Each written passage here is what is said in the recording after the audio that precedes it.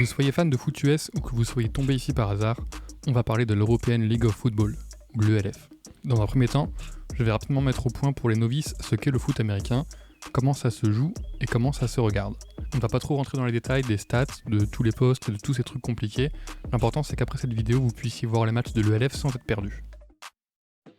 Le terrain est gradué sur toute la longueur en yards. Un yard, c'est à peu de choses près 1 mètre. Il y a 100 yards entre les end zones, qui elles-mêmes font 10 yards. Au bout des end zones, il y a les postes. Le but est très simple, amener le ballon dans la end zone de l'équipe adverse ou entre les poteaux. Pour cela, les équipes alternent des phases offensives et défensives que l'on appelle des drives. Dans un drive, il y a des downs, et à chaque fois, l'équipe en attaque dispose de 4 tentatives pour valider un down. Pour cela, il suffit de faire avancer le ballon de 10 yards en moins de 4 tentatives. Voyons comment cela se décompose. La ligne de scrimmage est là où l'action commence. Elle est souvent représentée en bleu sur les HUD lors des retransmissions. Le ballon est posé dessus, et le joueur au poste de center effectue un snap. Plus simplement, il lance le ballon entre ses jambes au quarterback de son équipe. À partir de là, le quarterback va faire progresser le ballon avec une passe. À chaque fois que le porteur du ballon sort du terrain ou tombe au sol, on replace le ballon sur sa graduation et on recommence jusqu'à dépasser la ligne des 10 yards après la ligne de scrimmage. À chaque snap, les joueurs effectuent des routes établies par le quarterback à chaque action. Quand le ballon est porté dans la end zone, c'est un touchdown qui rapporte 6 points. Ensuite, il y a le PAT, Point After Touchdown, qui est en général un coup de pied arrêté entre les poteaux, qui donne un point supplémentaire. L'équipe peut aussi choisir de refaire une action depuis la ligne des 2 yards pour avoir 2 points de plus, mais c'est très rare. Comme je disais tout à l'heure, un down c'est 4 tentatives. On les appelle first, second, third et fourth, en précisant ensuite le nombre de yards avant de passer au prochain down. En général, la 4e tentative est un coup de pied.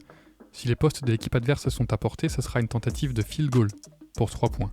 Sinon, c'est un punt, un dégagement pour que l'équipe adverse reprenne la possession le plus loin possible.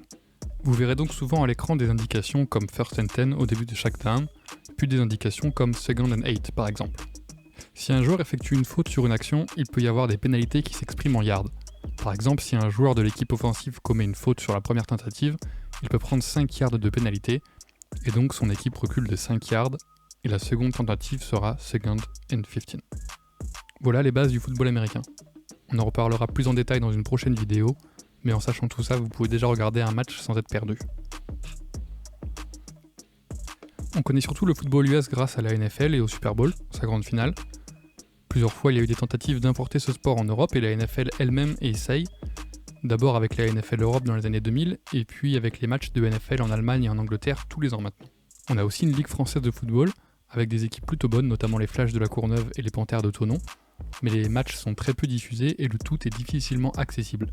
En 2020 est créée l'European League of Football en Allemagne, où le foot US est de plus en plus populaire. Cette ligue est basée sur le modèle américain, avec des équipes franchises, des conférences et des playoffs. Ce qui est pour moi indispensable, tant cette manière américaine d'aborder le sport est indissociable du football. Le système de conférences permet de diviser géographiquement les équipes. Pendant la saison régulière, les équipes d'une même conférence vont s'affronter plus que les autres. À la fin de celle-ci, les meilleures équipes de chaque conférence seront qualifiées pour les playoffs, les phases finales de la saison. Depuis cette année, il y a 3 conférences, la Western Conference, la Central Conference et la Eastern Conference.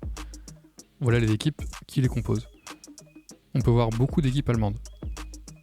L'ELF a l'ambition de proposer une vraie ligue à l'américaine en Europe, et si le pari est réussi, c'est l'occasion pour plein d'Européens de se passionner pour ce sport.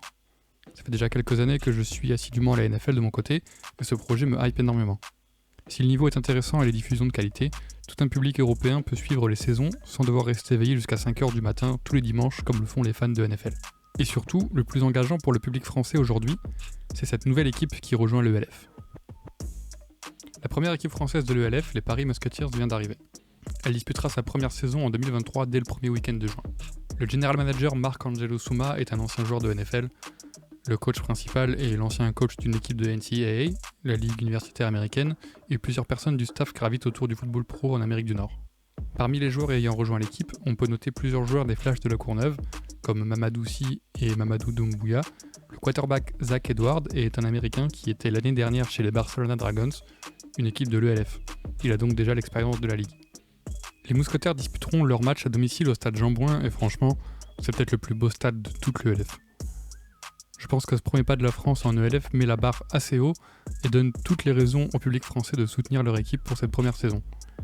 En plus de ça, l'ensemble de la charte graphique de l'équipe est plutôt sympa, et au moins c'est pas un knock-off d'une équipe NFL. N'est-ce pas, les Vikings de Vienne? Voilà, c'est tout pour aujourd'hui, j'espère que ça vous aura donné un petit peu envie de vous pencher sur cette saison et peut-être au football américain en général. On se retrouve bientôt pour d'autres vidéos sur l'ULF et les mousquetaires.